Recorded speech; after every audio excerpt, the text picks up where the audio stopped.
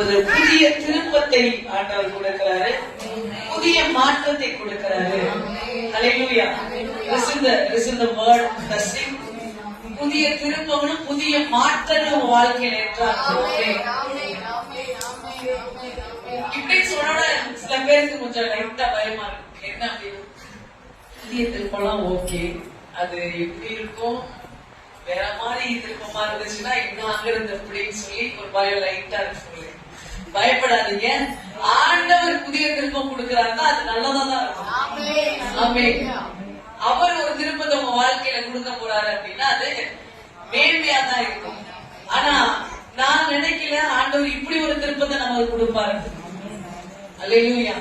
புதிய திருப்பம்னோட நானும் ரொம்ப சந்தோஷப்பட்டேன். உங்களை மாதிரி எனக்கும் கேள்வி இருந்தது, ஒருவேளை அது ஒரு வேற மாதிரி திருப்பமா இருக்குமோ அப்படின்னு சொல்லி ஒரு குழப்பங்களோட ஆண்டவர்கிட்ட இந்த திருப்பம் எப்படி இருக்கும் ஆண்டவர் அப்படின்னு நான் கேட்கிறேன். கர்த்தர் அதற்கு பதில் சொல்லுகிறார். 1 நாளாகவும் 29வது அதிகாரம் 25வது வசனம். இந்த புதிய திருப்பம் நம்முடைய வாழ்க்கையில் எப்படி இருக்கும் என்பதை 1 நாளாகவும் 29, 25வது வசனத்தை நான் வாசிக்கிறேன். இஸ்ரவேலர் எல்லாரும் காண கர்த்தர் சாலமோனை மிகவும் பெரியவனாக்கி அவனுக்கு முன்னே இஸ்ரவேலில் ராஜாவான ஒருவனுக்கும் இல்லாதிருந்த ராஜரீக மகத்துவத்தை அவனுக்கு கட்டளையிட்டார். ஆமென். அல்லேலூயா. Royal blessing. ஆமென்.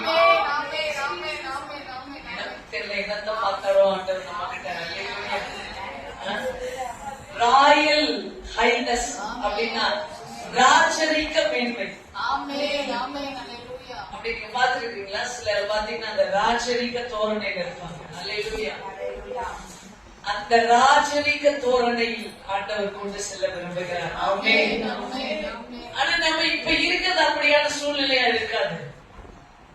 ஆனா கர்த்தர் சொல்லுகிறார், இந்த திருப்பம் உங்களை ராஜரீக மேன்மைக்கு, royal highness, royal majesty, royal splendour, ஆமென், இதற்கு நேராய் ஆண்டவர் உங்களை கொண்டு போகிறார். ஆமென்.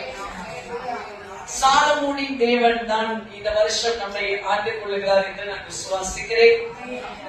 திரும்ப ஆண்டவர் சொல்றாரு, சாலமோனோட ஆசீர்வாதங்கள் தான் நமக்கு இந்த வருஷத்துல இந்த சபைக்கு ஆண்டவர் பேசியிருக்கிறார். அந்த ஆசீர்வாதத்தில் ஒரு ஆசீர்வாதமான இந்த ராஜரீக மகத்துவத்தை அவனுக்கு கட்டளையிட்டார். அதாவது தாவீது, சவுல் தான் ஃபர்ஸ்ட் கிங்.